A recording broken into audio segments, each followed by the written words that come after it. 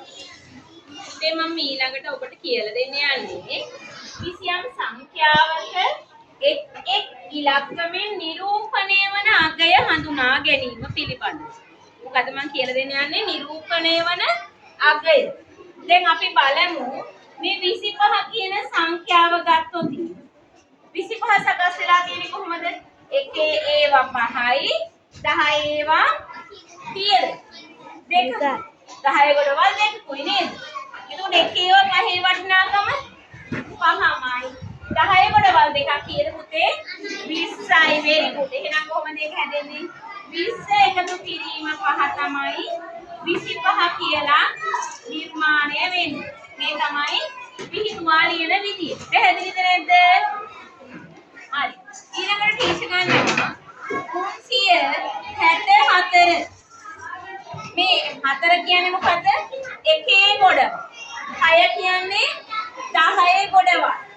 3 කියන්නේ 100 ගොඩවල් නේද?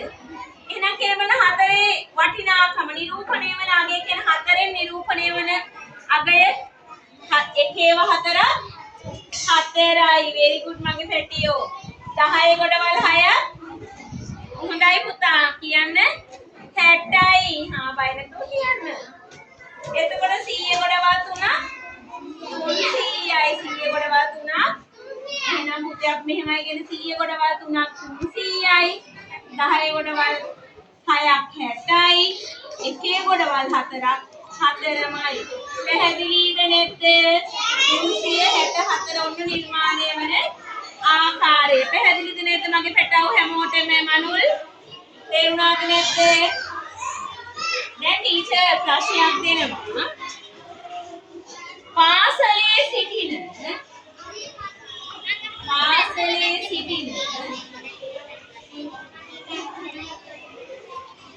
සියලුම සිසුන් ගණන හැමෝම බලා ගන්න. සියලුම සිසුන් ගණන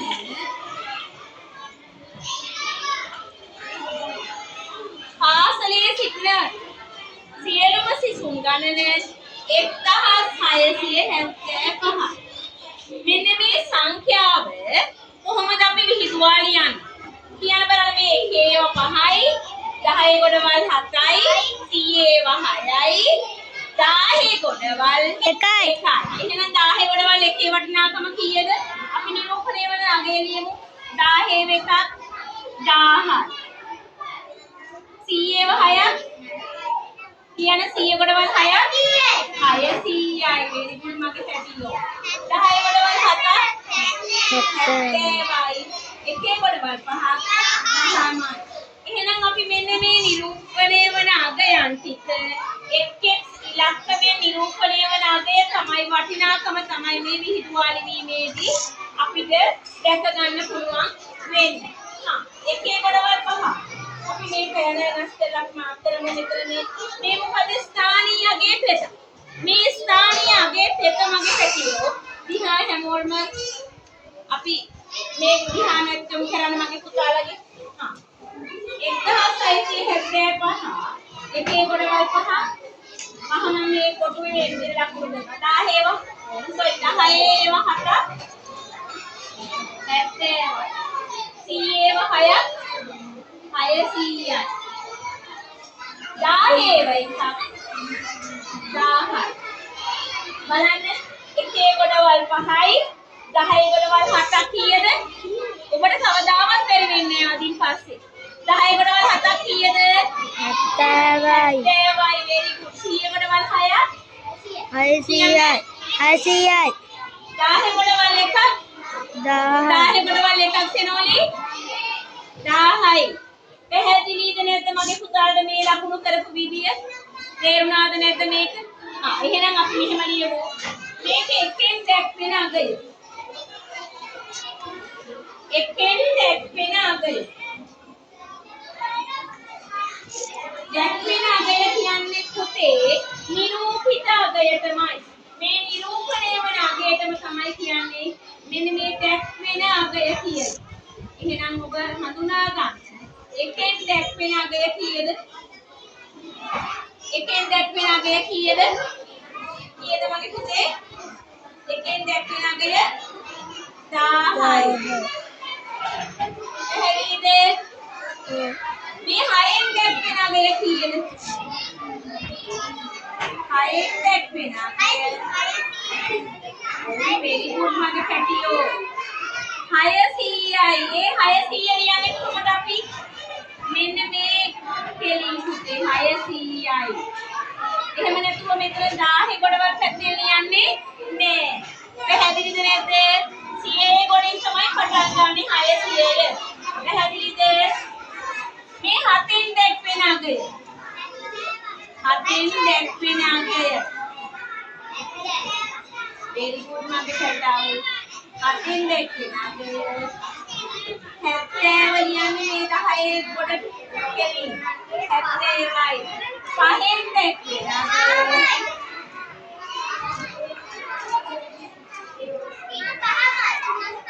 මගේ පුතේ 5ෙන් දැක්වෙන අගය. 5මයි එක ලියන එක ස්ථානයකින්. මේ ස්ථානීය අගය ගැන ඔබ සැලකිලිමත් විය යුතුමයි. පැහැදිලිද නැද්ද මේ කියපු දේ? තේරුණාද නැද්ද මගේ පුතාලට?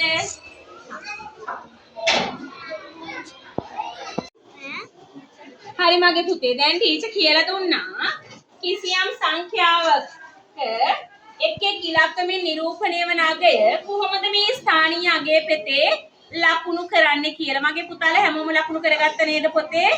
හා. එහෙමනම් ටීචර් දැන් දෙනවා මේ සංඛ්‍යාව 3451. මේ සංඛ්‍යාව ටීචර් බලනවා එක එක යාළුවෝ ගෙන්නවලා මේ ස්ථානීය අගය පෙතේ ලකුණු කරන්නේ කොහොමද කියලා ටීචර් පළවෙනි එක කියලා දුන්නා. දැන් මගේ පැටව ඇවිල්ලා ඒක තේරුම් ගත්තද කියලා බලමු. මේ තමයි 1ව තීරය, මේ තමයි 10ව තීරය, මේ තමයි 100ව තීරුව, අර තමයි 10ව තීරුව. පැහැදිලි නැද්ද මගේ පුතාලට? හා. දැන් එන්න බලන්න තරින්ද පුතා. තරින්ද පුතා ඇවිල්ලා ලකුණු කරන්න බලන්න මේ 3451 කියන සංඛ්‍යාව.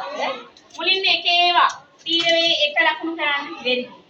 ඊට පස්සේ 10ව තීරයේ 5 ලකුණු කරන්න. 10ව 5 කීයද? 10ව 5 කීයද? 50යි. 50යි. very good. 100ව තීරයේ 4. 4 නිරූපිත අගය කීයද? 400යි. 10ව තීරයේ 3. ඒකේ නිරූපිත අගය කීයද? 3000යි. එහෙනම් මේ කොහොමද විහිදුවා ලියන්නේ? 3000යි. 400යි. 50යි. එක. පැහැදිලිද? 3451 නිරූපණය කරපු ආකාරයේ විහිදුවා ලිවීම තුලින් පැහැදිලිද නැද්ද? හැමෝම හරින්ද පුතාට අප්පඩියක් දෙන්න. මල් මල් මල් මල් මල් මල් මල් මල් මල්. ඊළඟ සංඛ්‍යාව ටීචර් ලියනවා 7629. හරි. මේක මම චෙනුලි දුවට කතා කරනවා. මගේ දූ ඇවිල්ලා මේ සංඛ්‍යාව මේ ස්ථානීය අගය පෙතේ ලකුණු කරන්න. හරිද? ටීචර් සෙල් එක ඉරේස් කරා. හරි. දැන් මගේ දූ මේ 7629 එකේව 9 ලකුණු කරන්න පුතා. එකේව 9. very good. මේ රෑන්ච් කරන්නේ. හා. එකේව 9 හරි. 10ව 2ක්. 10ව 2ක වටිනාකම කීයද? හරි. හා. 10ව 2ක් 20යි නේද? හොඳයි දරුවෝ හොඳයි. 100ව 6ක වටිනාකම 600යි. 600යි මගේ දූ very good. 10ව 7ක් කීයද මගේ පෙනික? 7000යි. 10ව 7ක්. හා. 7000. ඒකේ ලකුණු. very good මගේ දූටත් මල්ලක් පොඩියක් දෙන්න. 7000යි. 600යි. 20යි. 20යි. 9යි. 9 නේද? එහෙම නේද? යා ලකුණු කරේ හරි නේද? එහෙනම් මේ විහිදුවා ලිවීම තුලින් අපිට මේ නිරූපිත අගය එක් එක් ඉලක්කමෙන් නිරූපණය වෙන ආකාරය පැහැදිලි වුණා නේද? ස්ථානීය අගය පෙත තුලින් පැහැදිලි නේද? මගේ පුතාට තව අවස්ථාවක් දෙනවා මම. තව යාළුවෙකුට දෙමු. 5254 මේක බලමු මම දිසලි දුවට කතා කරනවා. මගේ දුව ඇවිල්ලා මේක ටීචර් මේක ඉරේස් කරන්නම්. කලින් එක ඔබ කියන්න බලන්න 5454 හතර නිරූපණය කරන්න බලන්න ඒකේව තීරේ. very good. හොඳයි. 10ව තීරේ 5ක් 10ව තීරේ 5ක් කියන්නේ කීයද? 50යි. very good මගේ මැනික. 100ව තීරේ 2ක් 200 very good මගේ පුතා. 10ව තීරේ 5ක් 10ව තීරේ 5ක් දිසලි දූ හරිම ලස්සනට වැඩේ කරා නේද?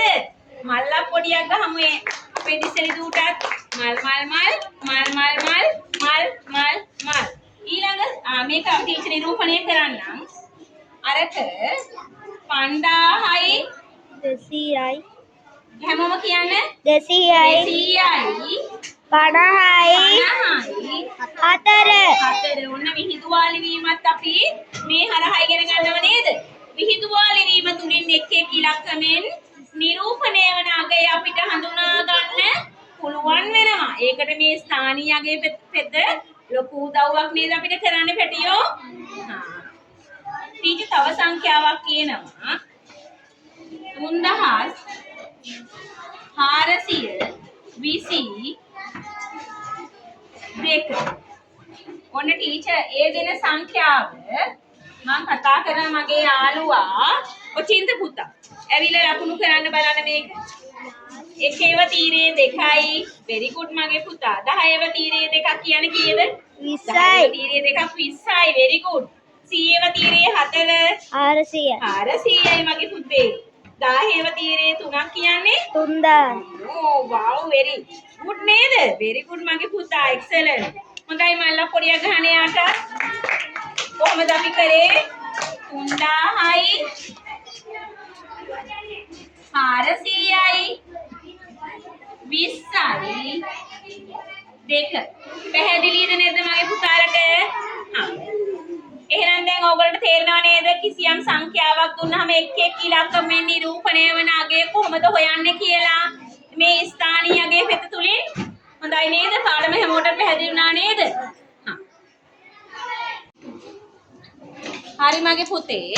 ටීචර් දැන් තවත් පියවරක් කියලා දෙන්න යන්නේ මේ ස්ථානීය අගය පෙතේ කිසියම් සංඛ්‍යාවක් කොහොමද නිරූපණය කරන්නේ කියලා තවත් පියවරක් කියලා දෙන්න යන්නේ. මෙන්න මේ සංඛ්‍යාව බලන්න. 1025.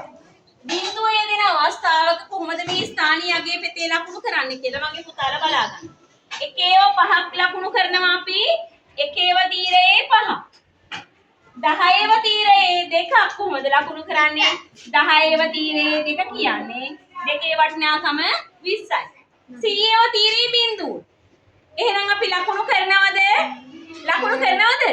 නෑ මගේ පුතේ. එහෙනම් 100ව තීරයේ ස්ථානීය අගය පෙතේ ලකුණු කරන්නේ නෑ අපි. එහෙනම් 10ව තීරයේ 1 කියන්නේ කීයක්ද? 10යි. වටිනාකම 10යි නේද? එහෙනම් අපි මේක ලියමු. විහිදුවා ලියමු අපි මේ සංඛ්‍යාව. 10යි 100ව තීරුවේ මුකුත් තියනවද? නෑ බිංදුවයි. මුකුත්ම නෑ. එක බිංදුවක් ලියුවහම ප්‍රමාණවත් පුතේ. 10ව තීරුවේ 2 කියන්නේ කීයද? 20යි. එකේව 5ක් 5ම. පැහැදිලිද නැද්ද මගේ පැටව හැමෝටම? දිහෙන් පුතා එන්න. 2403. එන්න පුතා දැන්. 2403 කොහොමද මේ ස්ථානීය අගය පෙතේ ලකුණු කරන්නේ කියලා බලන්න මගේ පැටව. පුතා ලකුණු කරන්න. එකේව 3 කොහොමද ලකුණු කරන්නේ? එකේව 3. 10ව තීරයේ ලකුණු කරනවද? 10 තීරයේ ලකුණු කරනවද? නෑ මගේ පැටියා very good. 100ව තීරුවේ 4ක්. 10ව තීරුවේ 2ක්. අන්න බිංදුව යෙදෙන අවස්ථාවල එම තීරයේ ලකුණු කරනවද ස්ථානීය අගය පෙතේ?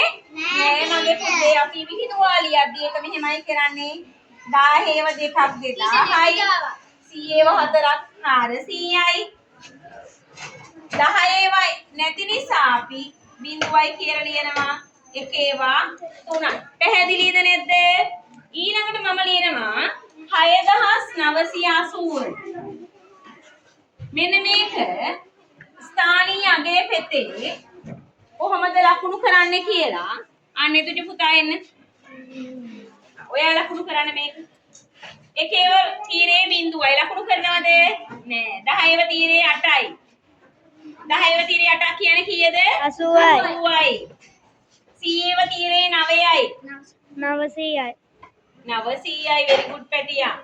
10ව තීරයේ 6යි. 6000යි. very good මගේ පුතා. හරි. එයාට හැමෝටම මල්ලක් පොඩියක් ගහන්න. 10ව 6ක් කියන්නේ 6000යි. 100ව 9ක් කියන්නේ 900යි. 10ව 8ක් කියන්නේ 80යි. එකේව නෑ කියන්නේ බිඳුව. පැහැදිලිද නේද මගේ පුතාලට බිඳුවේ දෙන අවස්ථාවල කිසියම් සංඛ්‍යාවක් කොහොමද ස්ථානීය අගය පෙතේ ලකුණු කරන්නේ කියලා ටීචර් ඔන්න දැන් කියලා දුන්නා.